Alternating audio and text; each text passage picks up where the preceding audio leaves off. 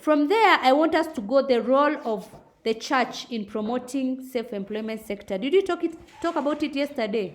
No. But it's just the same way that we talked about the role of the church. Yes. Number one, by providing training facilities for the vocational training. If you offered vocational training is for, I say most of them, they train teachers, others train who? Doctors. Some of the churches do that.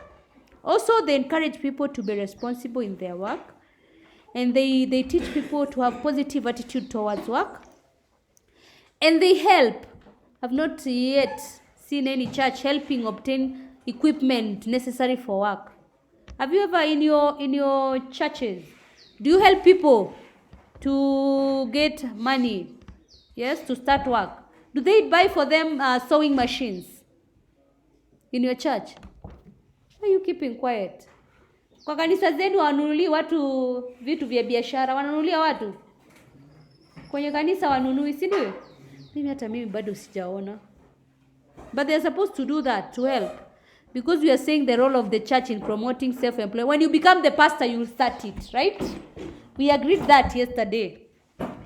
The churches also helps to obtain premises for them to start their businesses.